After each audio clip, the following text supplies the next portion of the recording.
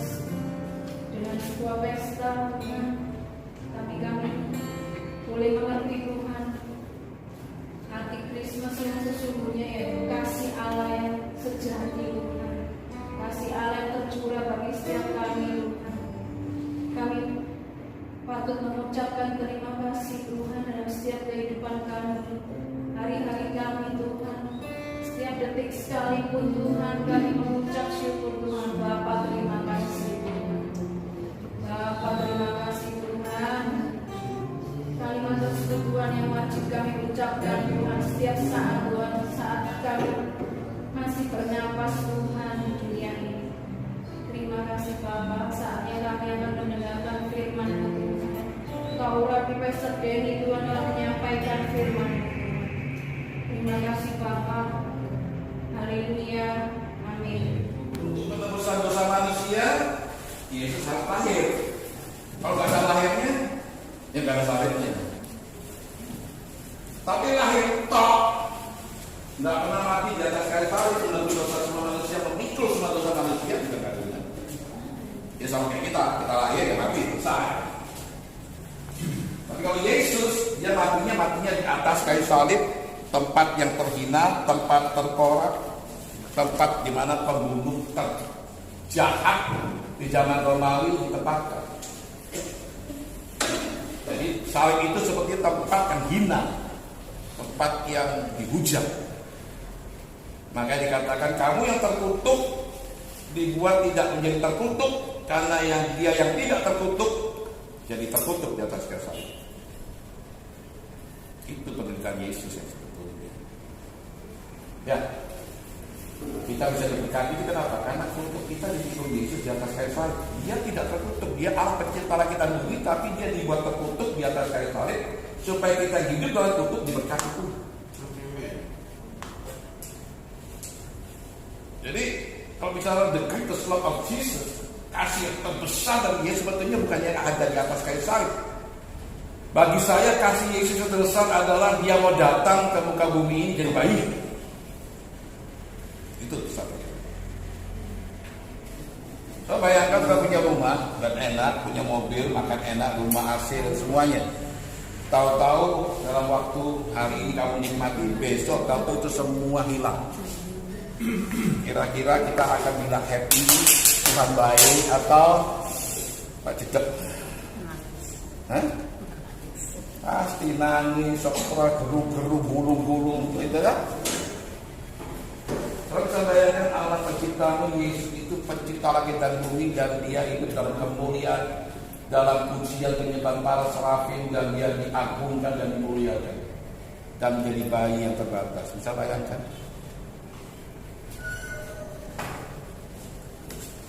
Itu kalau bukan karena dia cinta sama manusia yang dia mau tebus, gak mau. Sudah dalam kemuliaan, dalam kekekalan sama Bapaknya, dalam sukacita yang besar, disembah para serabu, para malaikat, dipuja, diagungkan, dimuliakan, dia pencipta segala sesuatu. Dan mau jadi bayi yang turun ke muka bumi, itu enggak gampang. Ya kalau bayinya bayi itu ya kayak grupnya Avatar gitu ya, grup yang gambar pahlawan-pahlawan yang sekarang lagi hitam-hitam gitu ya. Ini bayi sudah lahir sebagai bayi dan tidak bisa buat apa-apa lagi. Tapi bisa bayangkan enggak? Biasa nyetir, atau kamu duduk sebelah, ya, dan yang nyetir di depan sebelahmu ini orang yang baru belajar nyetir, enak enggak? Ayo cobaan. Kita sudah biasa nyetir kalau di sebelah kiri, dan ini orang nyetir, kaki kita gimana? Ikut ngerem. Ada yang ngerem tanah baru kan? Kita nggak ada rem, tapi kaki kita kemana-mana nih. Gak enak semuanya. Bayangkan Yesus itu Maha Kuasa, Maha Hadir, Maha Tahu, kekal. Jadi bayi yang terbatas, umur 2 tahun mau dibunuh Herodes, lari dari bayi Yusuf Maria ke Mesir, dan dia bisa berawal. Mana rasanya? Karena kita lihat dalam Filipi, dia mengosongkan dirinya jadi sama seperti manusia. Orang bilang Yesus disalib karena apa? Ya dia melakukan sebagai Tuhan. Dan kalau dia melakukan Tuhan, tak resmi penebusan dosa di atas kayu salib. Kalau sampai Yesus menebus dosa manusia memakai kealahannya, maka dia tidak punya kedaulatan untuk menebus dosa semua manusia. Dia harus melakukan penebusan dosa manusia sebagai manusia karena dia mengosongkan dirinya. Namanya mengosongkan dirinya, dia tidak boleh pakai kealahan. Dia jadi sama dengan manusia. Kata sama artinya kayak manusia. Maka kenapa dalam Ibrani kata kita punya iman besar yang dapat merasakan apa yang kita rasakan, hanya dia tidak berbuat dosa. Karena dia merasakan semua perasaan kita. Dia jadi manusia, betul-betul manusia.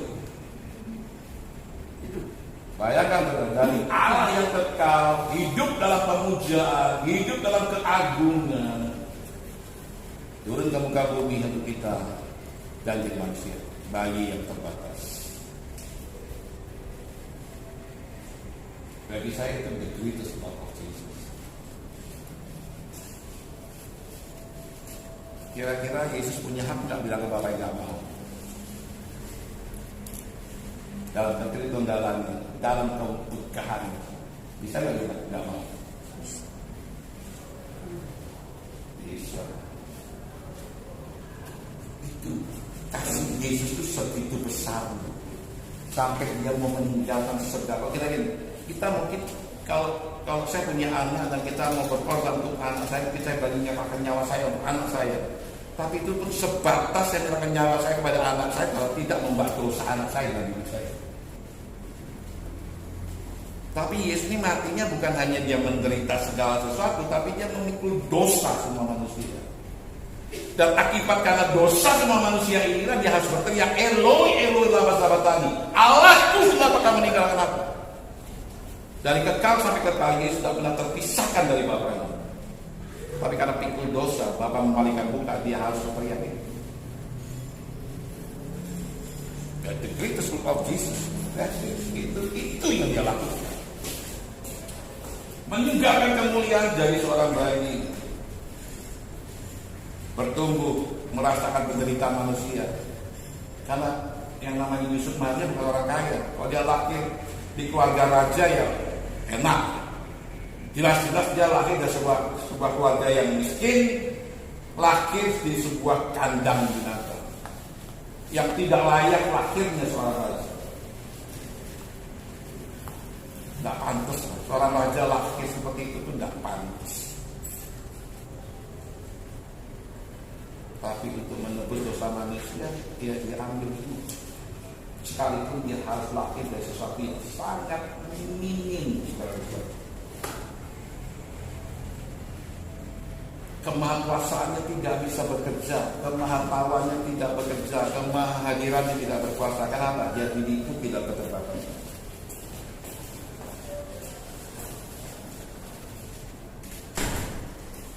Itu siksaan berat, saudara. Karena bagi saya, waktu dia lahir turun ke muka bumi ini, itu butuh pengorbanan besar. Meninggalkan kehormatannya, meninggalkan kemuliaan.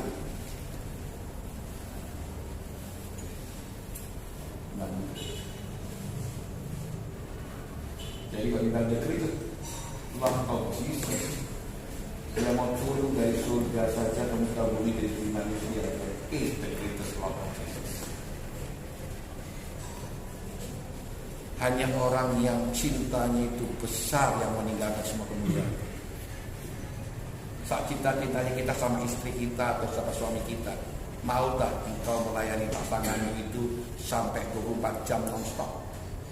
Ayo jujur. Ayo, siapa yang melayani suaminya istrinya 24 jam non-stop tanpa henti? Istri-istri sampai 24 jam. Suami minta apa aja dilayani? Ayo coba katakan. Gak ada. Kita contoh dengan si suami. Suami-suami yang 24 jam istri.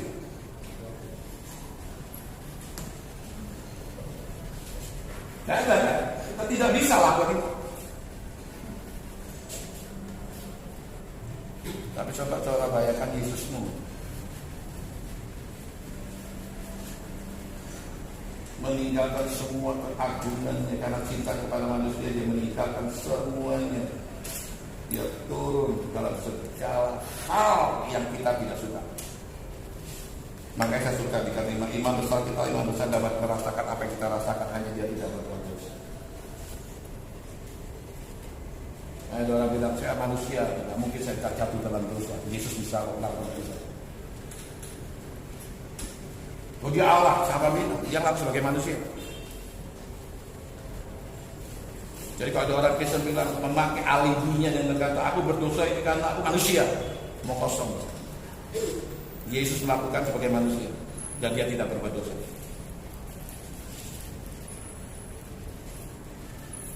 Kalau jatuh dalam dosa, saya selalu bilang bahwa kamu jatuh dalam dosa karena kamu yang memilih memang jatuh dalam dosa. Kamu yang sengaja bergaul dengan dosa. Anak Tuhan tidak mau jatuh, gak akan jatuh. Boleh. Dan yang masuk buah singa sendirian itu akan berdosa. Saat pesta Abednego walaupun harus masuk dapur api 7 kali lebih panas, kita tidak menghujat Tuhan. Yusuf walaupun kita masuk penjara pun kita tidak menghujat Tuhan. Banyak tokoh manusia di Alkitab yang tidak menghujat Tuhan sekalipun dalam kelemahan. Bahkan Ayub pun waktu dia harus mengalami semua penderitaan, dia berkata, aku datang dengan telanjang, maka aku kembali juga dengan telanjang. Apakah kau menerima hal yang baik dari Tuhan, tapi tidak mau terima yang tidak baik? Jadi kalau anak Tuhan bilang, ya aku begini kan aku manusia, bagi saya omong kosong. Berarti kamu tidak kenal siapa Allahmu yang mati buat itu. Kamu tidak mengenal kasih Kristus yang begitu besar. Terima kasih Pak. Ya yang namanya the greatest love itu saya bilang yang pertama bagaimana Yesus mau turun buat kita, meninggalkan semua keagungan kemuliaan yang dia punya dan mengosongkan dirinya, turun ke muka bumi, jadi bayi sama seperti manusia, bahkan dia setia sampai mati di atas kayu salib. Itu kasih yang terbesar untuk satu manusia yang tidak berbuat apa-apa. Betul ya? Kalau kita ngerti tentang kehadiran Yesus, kira-kira disambut aja. Waktu dia melayani 3,5 tahun, kira-kira jadi puja-puji gitu. Iya. Tapi pada waktu ditangkap salib, kemana semua pengikutnya? Kemana semua murid? Orang yang menjadi sahabat dekatnya, orang yang berkata aku akan berani mati buat kamu. orang yang sama yang menyadari itu. Orang yang makan semeja anggur bersama, orang yang sama yang menjual itu.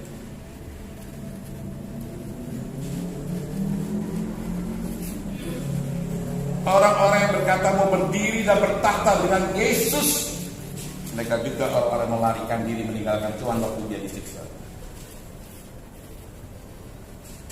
Pertanyaannya, kalau kita mau merasakan the greatest love of Jesus, kita masuk golongan yang mana?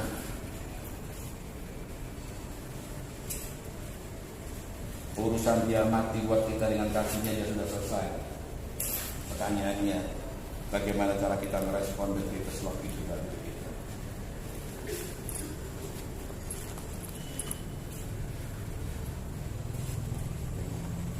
Kemarin saya pergi ke Kediri untuk mengumpulkan satu teman kakak dari jemaat yang saya berangkat.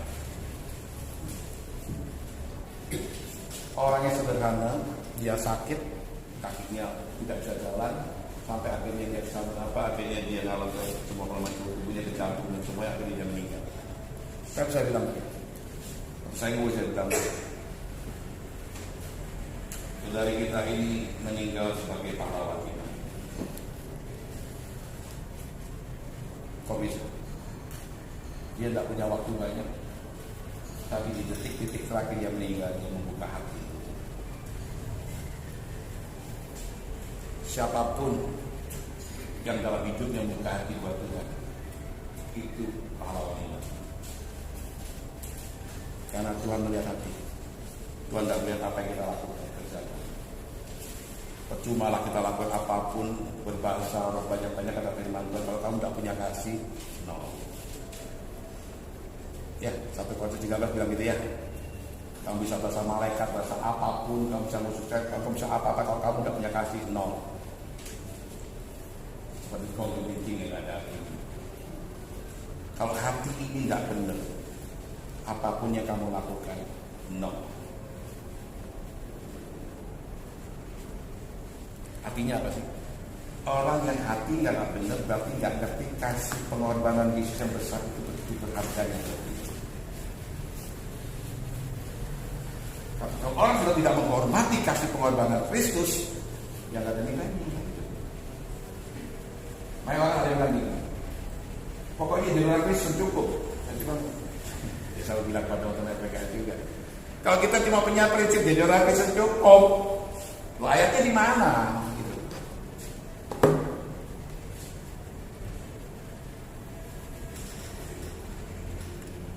Kalau ada yang bisa jelaskan kepada saya bahwa dengan Kristus cukup, buat saya tahu benar. Saya akan tinggalkan penderitaan saya ikut saudara.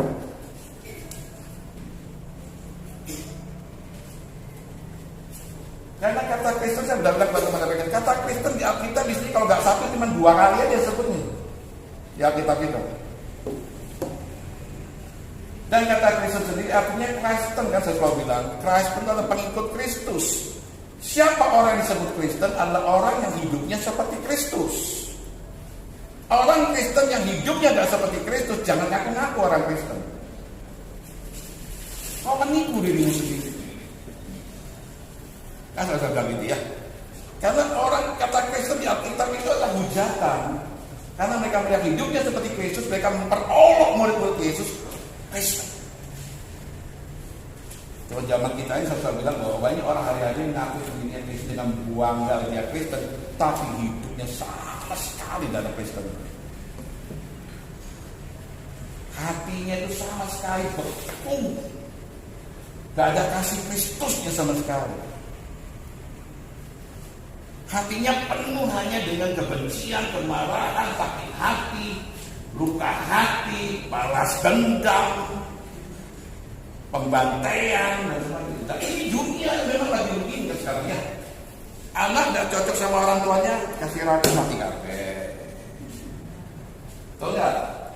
Anak minta uang untuk tukeran motor, sama kakeknya nggak dikasih, bunuh kakeknya. Ini dunia sekarang. Nyawa nggak ada nilainya di dunia ini. Alkitab yang bilang Memang pada hari-hari akhir kasih kebanyakan orang akan menjadi dingin. Orang akan saling menjual satu dengan yang lain.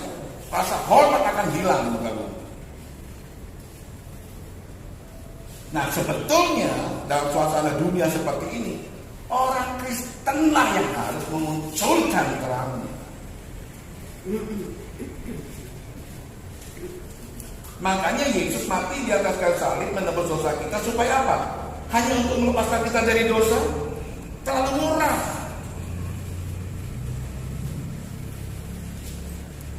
Kalau Yesus sampai mati seperti itu, meninggalkan surga, menghidupi dunia ini dalam kesederhanaan, matinya di atas kayu salib yang terkutuk, kalau hanya itu penebusan dosa manusia, aduh begitu murah.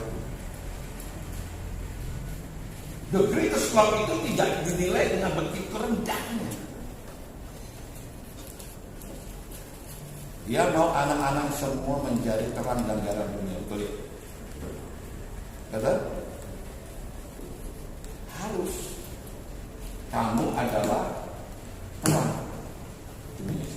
Kamu adalah garam dunia. Kata adalah itu bukan berarti oh ya akan begini. Enggak, kamu adalah. Ya dirimu itulah terang, dirimu itulah garam. Nah, saya mau bertanya, suami istri, kira-kira istrimu sudah jadi garam di keluarga? Garam itu tidak kelihatan, tapi memberi rasa.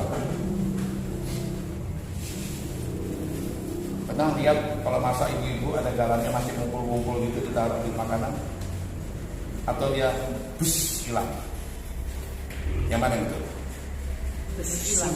Nah, tapi berapa banyak anak tua kalau sudah melakukan sesuatu minta puji-pujian, ngumpul lagi garam itu. Kamu itu sudah tak masak lu bilang gak enak loh itu ngumpul ya masih garam. Ya kalau kamu layani suami udah layani aja. Gak usah ngomong, gak usah ngomel, gak usah protes. Jadi garam. Kalau kamu melayani suami dengan kasih, diomeli tetap main dengan kasih, lama-lama suami pasti bertobat. Istri saya suka itu masak mie kadang-kadang gitu ya. Saya bilang, bisa makan. Jangan masak mie lagi. Kenapa? Kayak dia masak mie lagi. Makan panik. Ojo masak mie. Tak bilang ojo masak mie. Kamu gak bisa masak mie. Gak enak. Masalah. Saya bilang, gak kapok lah. Gak enak mie. Terakhir saya pergi sebuah jemaat, kumpul ke dia, dimasak orang punya rumah, kue tiaw, mie. Saya puji. Enak ini. Dia bilang, kok kenapa Pak Dimas kalau gak enak? Gak enak. Dan memang enak. Takut ini memang enak. Akhirnya di rumah dia bilang, oh aku tak masak kue tiaw ya. Ojo, gak enak. Tapi kalau kamu coba silakan. Tak coba ya. Dia bikin. Tak makan. Iki enak. Habis. Dia gak ngomel. Ya gak enak sudah ya. Tapi tetap berusaha. Akhirnya suami semua. Kalau dia masak kangkung apa, enak apa? Saya pasti habisin semua. Dia masak orang arek, dia masak manisa apa, saya pasti habisin. Jadi kalau menangkan suami itu jangan cerewet. Just do it aja yang baik untuk suami. Dan doakan dia tiap hari, pasti dia bertobat. Pasti dia akan benci lagi. Karena ada usaha itu. Karena saya itu biasa masak. Sekarang jago masak. Kenapa? Ya karena dia berjuang untuk suaminya. Dia kepingin suaminya makan di rumah terus. Dan sekarang saya banyak makan di rumah karena semua masakan dia enak. Jadilah istri kayak garam itu, kocok kumpul terlalu pakai. Kamu memang suami gak tahu diri, aku nyuci, aku nyapu, ngepel, gak asal suami gak tahu dia, minggat beneran suamimu. Kalau melayani suami, kalau kamu punya kasih Kristus, layani dengan kerendahan. Amin. Yang suami saya bilang amin, amin. Kan suami gitu deh. Istrinya gitu. Sekarang saya bilang suami-suami, cocok dari laki-laki yang nggak tahu diri. Wis dilayani istri, terima kasih juga orang.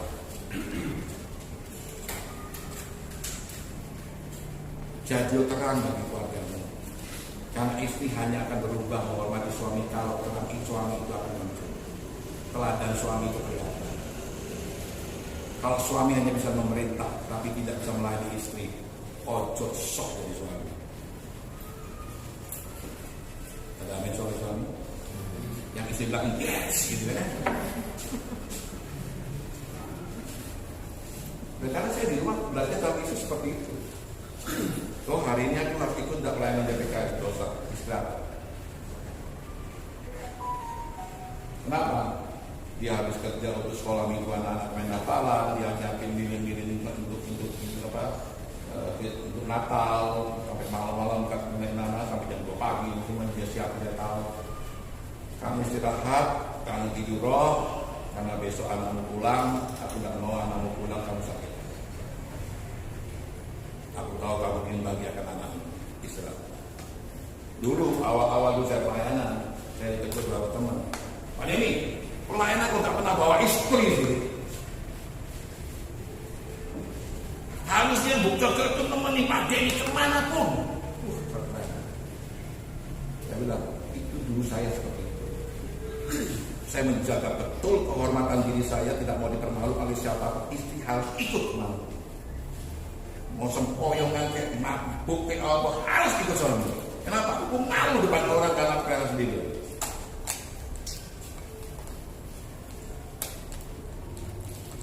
Sampai akhirnya saya bilang sama istri gini, kamu sudah melayani aku dengan bebas yang terbaik. Sekarang kamu sudah harus ikut kemana pun aku bayar. Tidak apa-apa. Ada apa kata orang? Itu tanggung jawab. Saya mau tegur lagi. Pak Deni, kalau Pak Deni main kayak gini. Kalau istriku sampai kolek, kamu jaga dia. Mau istirahat, mau tanggung jawab. Kenapa? Istriku itu asma stadium 4, ambien stadium 4. Tanggung jawab kalau dia sampai kolek. Saya tahu bagaimana dia sering kami ambil nafas ya kalau asma sudah kamu. Bisa nangis sudah bagi dia.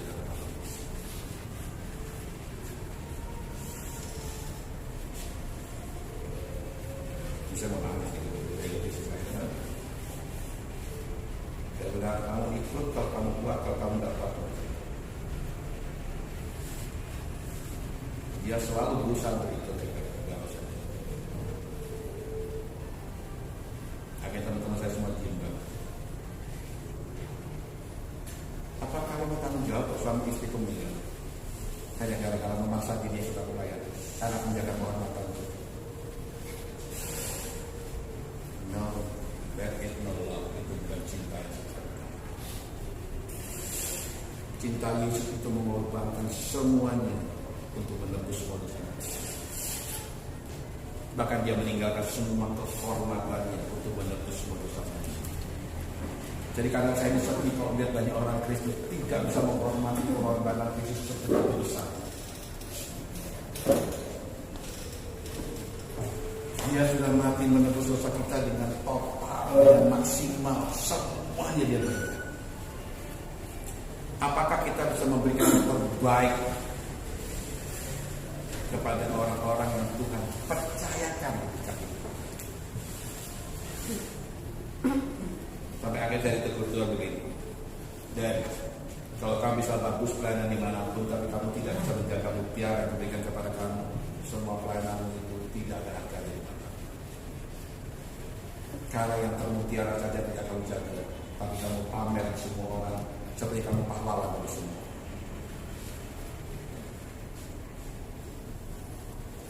Makanya saya bilang, saya berhenti dari itu.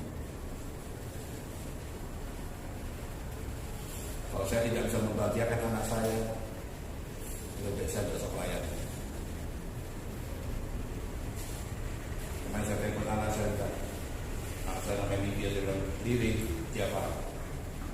Kamu mutiara yang Tuhan punya, yang dipercayakan kepada. Kamu bukan milik Papa. Tugas Papa cuma satu, kamu apa? Membahagiakan kamu. Kalau Papa tidak bisa menjaga mutiara yang terdekat, maka tidak ada gunanya Papa membahagiakan saya.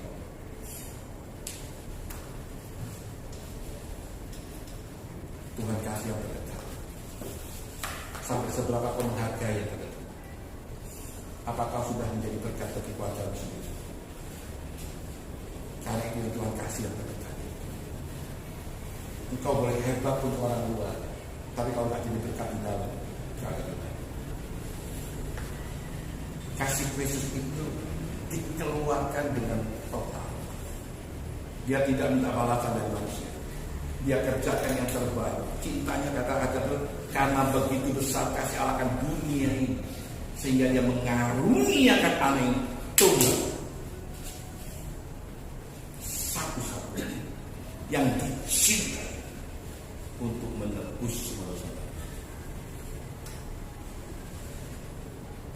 Wih, kasih Tuhan itu begitu besar. Maka saya berharap dengan Natal ini sudah kita merenungkan apakah cintamu sama Tuhan sedemikian besar. Karena cinta dia tidak diragukan. Bagaimana cara kita membuktikan kita sama Tuhan? Kalau Tuhan bilang begini, kalau bagaimana kamu bisa mencintai yang tidak kelihatan, kalau yang kelihatan saja tidak bisa kamu cintai. Kamu bilang, aku cinta Yesus. Kalau yang itu kamu saja kamu tidak cintai, kamu kosong.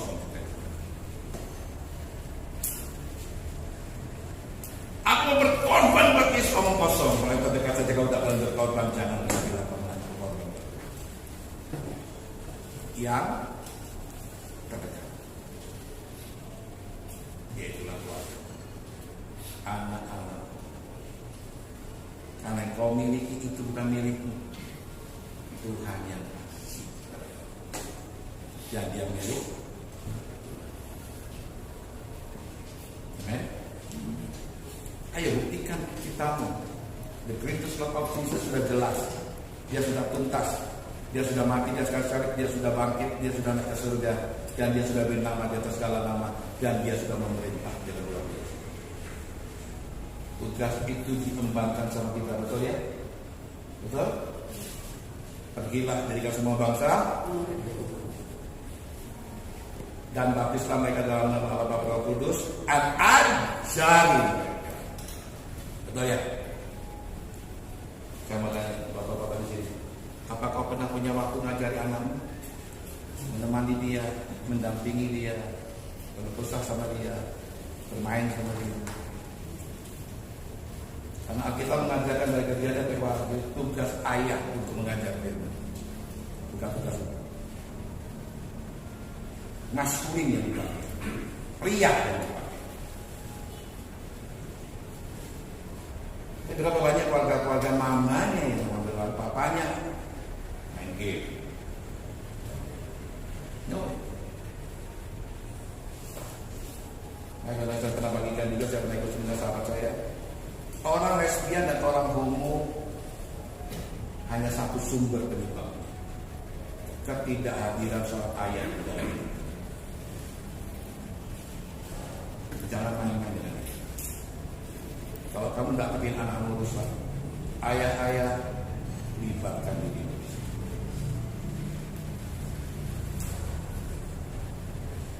Ibu tidak bisa mengganti kekosongan seperti ini.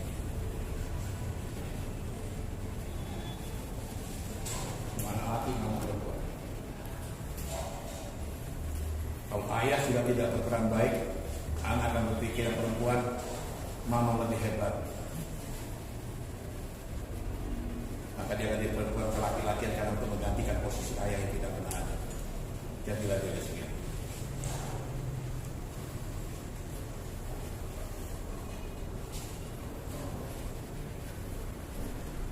Kalau ayah tidak pernah hadir, anak akan buka. Jadi saya bilang, maka sejak itu saya banyak bertobat, saya berubah karena saya merasa kasih Tuhan dan saya bilang, Tuhan, saya mau jadi berkat untuk yang kita. Saya senang kalau akhirnya saya pernah telepon dan anak saya bilang ini, Pak, Ibu mau ngomong gitu ya, nggak pernah tidak nolong itu. Kalau saya dengar suara kayak gitu, ini cuma aduh pengen nangis. Kalau waktu mau pulang dia bilang, Pak, pulang anak, iya Pak, home sweet home. Kalimat itu nggak akan keluar dari seorang anak yang tidak pernah merasakan hatinya dengan Bapak, dengan orang tua. Maka dengan home sweet home itu kalimatnya susah loh. Pak mau pulang, ya wes, tapi tidak home. Tapi saya bilang, Pak, home sweet home. Itu saya hati papa, terus saya bersyukur. Anakku jauh di Jogja. Anak masih umur 15 tahun. Hidupnya dia kos. Kosnya nggak ada AC. Tapi dia menjaga kehormatan bapaknya. Orang bilang Pak Denny kejam, anak umur 15 tahun masih SMA di kota Jogja yang tidak berteman, tidak baik untuk anak-anak muslim. Pergaulannya sangat-sangat tidak sehat. Tapi saya bilang, karena ini dari Tuhan dan dia milik Tuhan, Tuhan yang berkati dia sendiri. Dia bilang, paling mau pulang lebih lama ya Pak, boleh. Satu hari tidur ya Pak. Nak pulang ke tidur. Iya Pak, pengen merasakan kamar yang ada AC-nya. Karena dia nggak ada AC kan. Oke? Jadi kamu pulang ke tidur.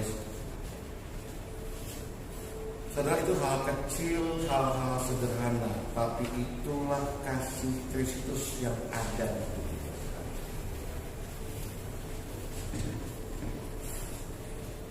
Waktu saya dengar, saya pulang di Jakarta, saya ikut bus, baru pulang, istri saya dari Jakarta, dari Jogja juga baru pulang di kereta, saya jemput. Baru di rumah dengan segala kecapean, kelelahannya ikut mubes, sudah tahu ya kalau mubes itu pertemuan nasional dan pemilihan ketua sinode dan wah beratnya luar biasa isinya. Rasa pinginnya tuh tidur, tapi begitu dapat kabar di telepon, Pak, istri suhunya 38, dia bilang sama saya, besok berangkat. Dia ke Jogja, kami meninggalkan saya.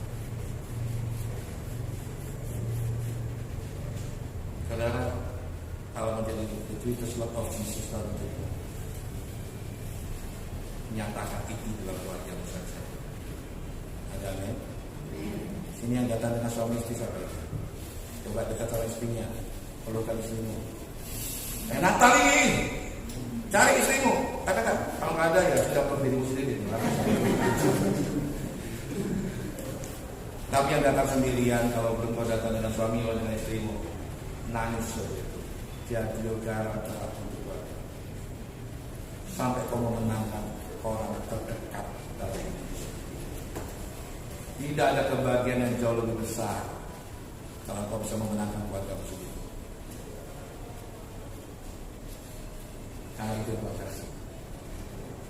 Itu Tuhan yang beri. Kalau kau menghormati kasih Kristus, kerjakan. Amin. Tapi saya butuh banyak lagi kekurangan Pak. Alkitab yang bilang kalau ia tidak menyayangkan anak sendiri, ia yang tidak menyayangkan anak sendiri, tapi memberikan kepada kita semua, bagaimana mungkin dia tidak memberikan segala sesuatu bersama-sama dengan dia? Percayalah Tuhan. Amin. Kalau Yesus anak tunggalnya saja diberikan mati di atas kayu salib menebus dosa kita, bagaimana mungkin keperluan pribadimu yang manusiawi tidak bisa dicukupkan? Omong kosong. Saya 35 tahun lebih melayani, dan sampai hari saya melihat bagaimana perlindungan, penyertaan, pemeliharaan Tuhan itu real dan nyata.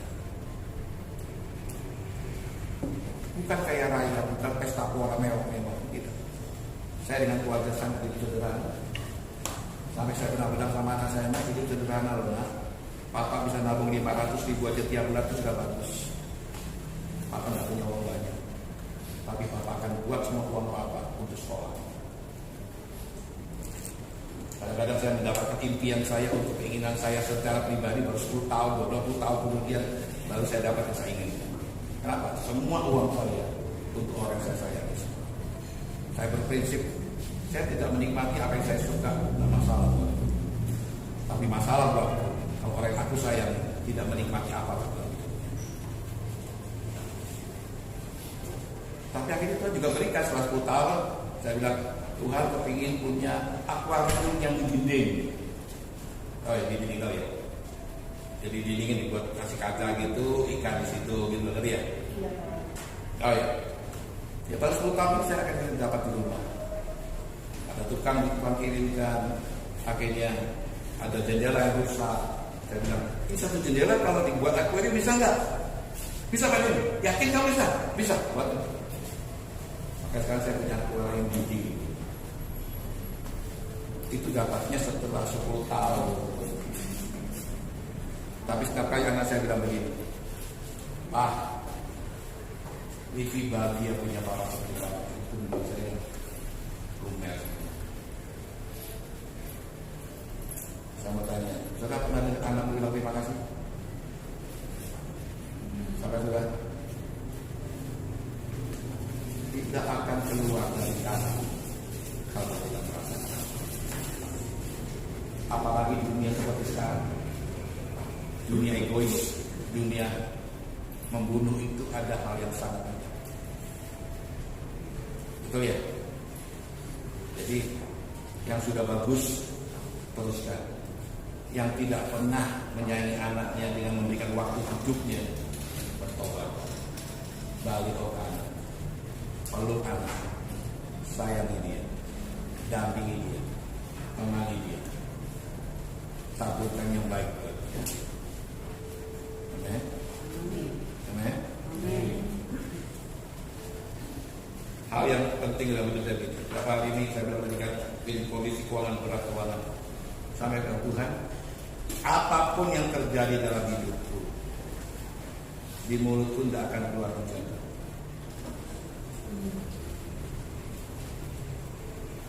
Karena aku tahu, sekecil apapun yang kupikirkan, Tuhan tahu apa yang kupikirkan.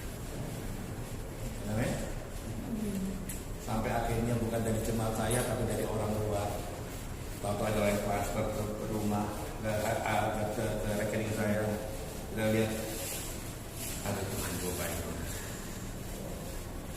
Saya bisa gunakan uangnya untuk membahagiakan.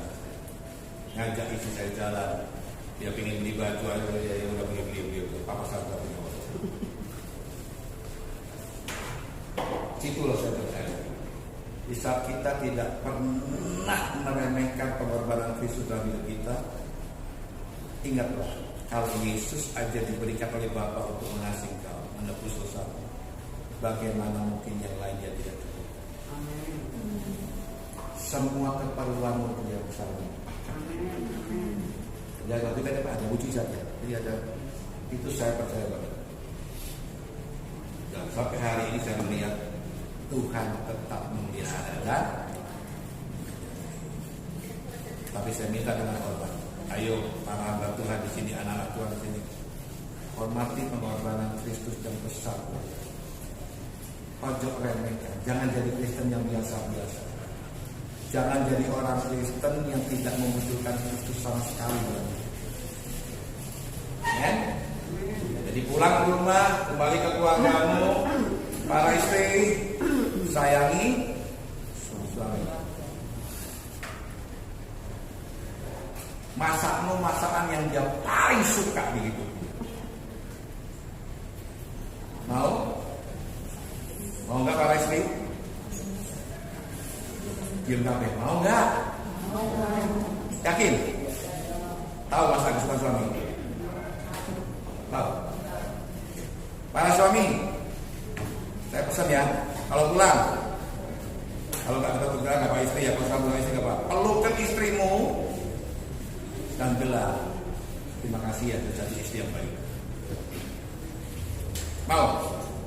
Bisa nggak? Oh, kamu istri suka ngomong. Ayo ngomong, berhenti, malu. Ayo ngomong kamu. Oh belum? Oke.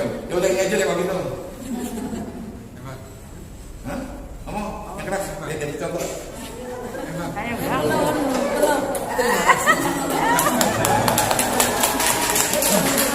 Jadi Natal ini biar jadi Natal buat saudara kembali pada keluarga. Lakukan yang bisa kau lakukan. Habiskan apa yang terbaik. Amin. Coba itu ibu saya anaknya bagaimana? Kalau anak ini dia sudah motong-motong gua loh. Ayo bilang terima kasih.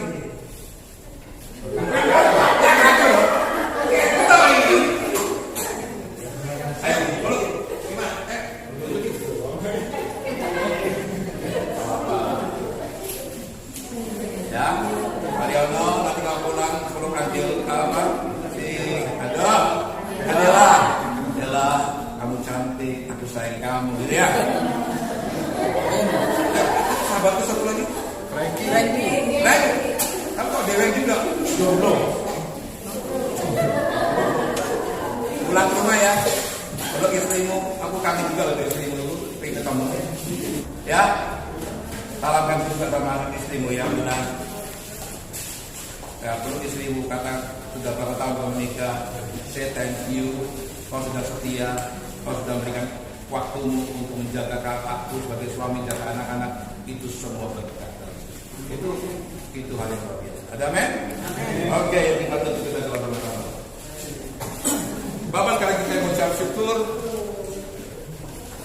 untuk semua anugerah bagi anak-anak di tempat ini, karena mereka semua spesial di mata. Hamba percaya Tuhan mereka semua mencintai Kau dengan sungguh-sungguh.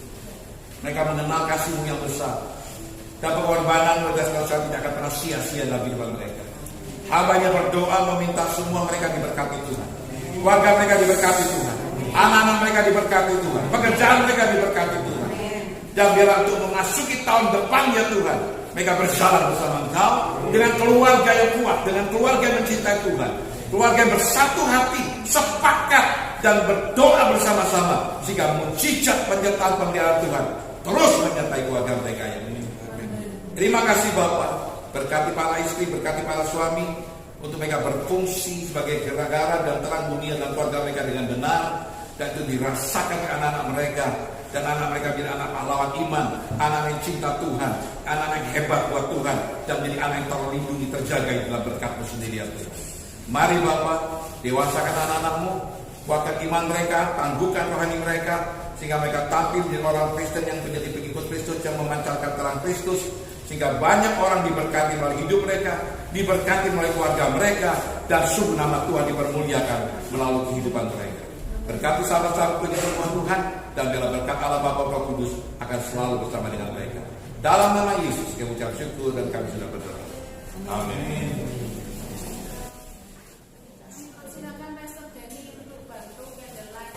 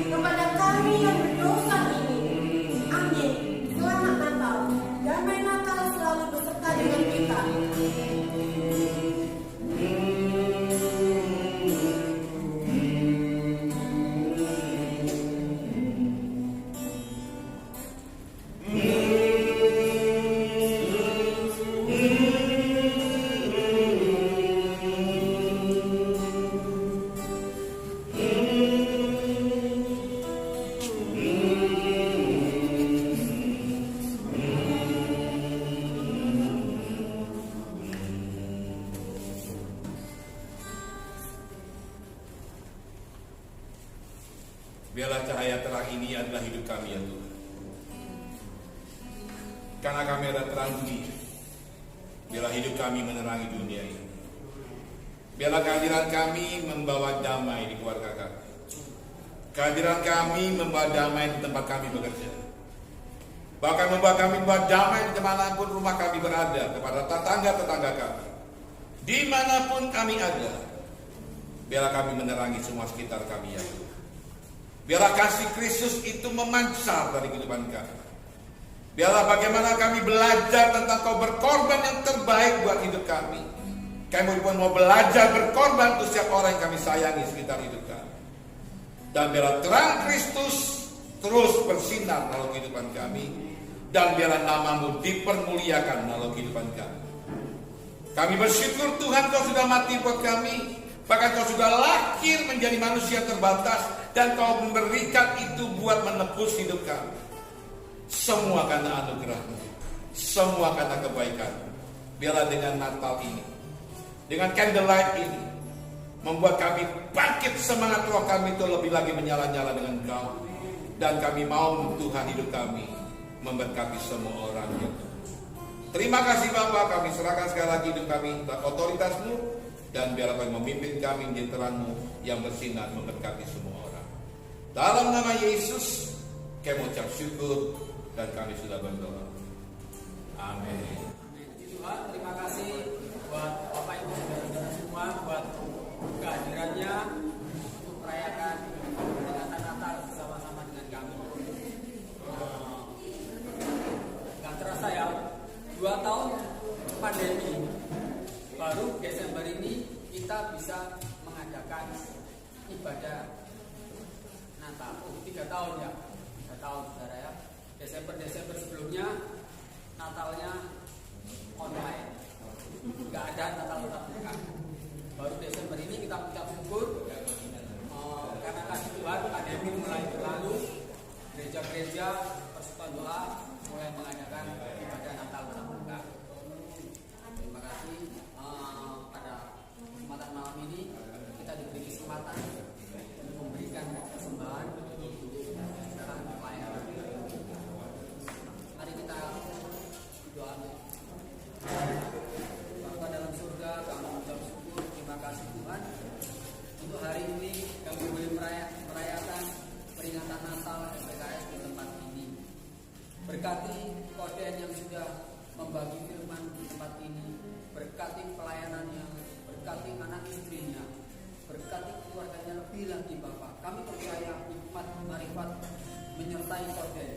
Kami percaya pelayanannya akan terus semakin bertambah-tambah. Terpujilah nama-Mu ya Tuhan. Terima kasih Bapa. Sebentar kami akan memberi dengan sukacita Engkau memberkati setiap kami. Di dalam nama Tuhan Yesus kami berdoa dan mengucap syukur. Amin. Ada satu yang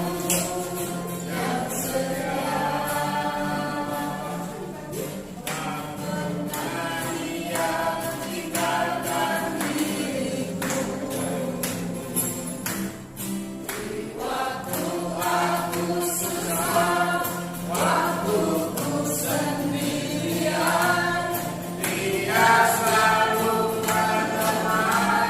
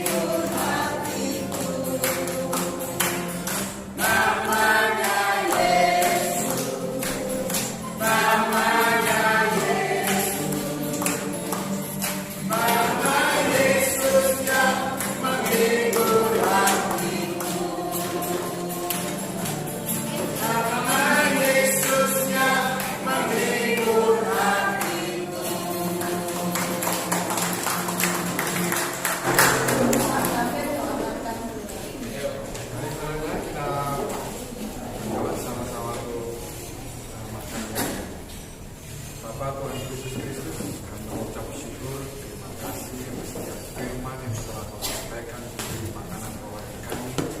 Dan saat ini Tuhan, kami mau makan makanan jasmani Tuhan. Tolong kami Tuhan, berkati makanan ini biar menjadi kesehatan buat tubuh kami. Dan mau kembalikan semuanya acara di awal pertengahan kami hanya di dalam nama Tuhan. Hanya di dalam nama Tuhan Yesus Kristus, kami mengucap syukur kepada Tuhan. Silakan.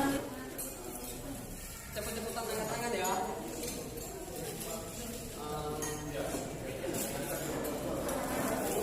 Sebutkan kitab Taurat. Sebutkan nama-nama kitab Taurat. Jadi bisa nama-nama kitab Taurat. Ya, silakan. Silakan. Loh, enggak apa-apa.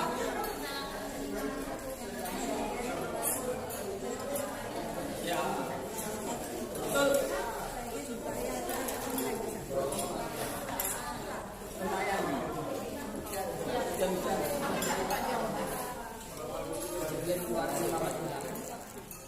Siapakah nama anak dari Raja Salomo yang memberontak kepada Salomo? Ayo kenalan, angkat. Oh iya, ya betul. Silakan. Silakan Pak.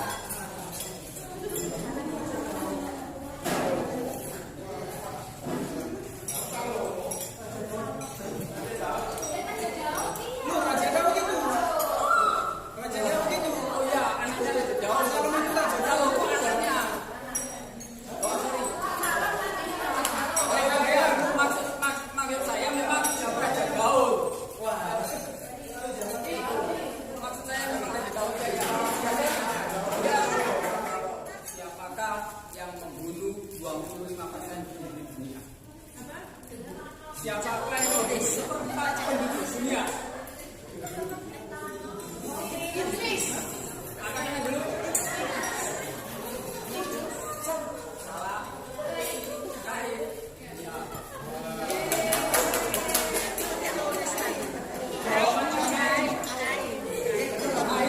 Dunia, karena waktu itu dunia cuma ada 4 penduduknya. Babel dibunuh oleh Kain. Ya.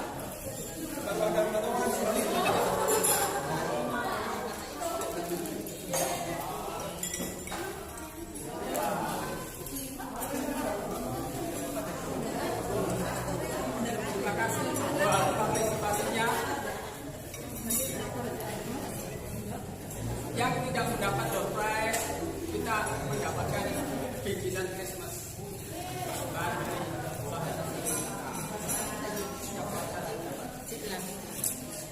Milik siapa? Ini miliknya si Joe yang tadi mempersembahkan puisi. Kita beri apresiasi sebuah payung.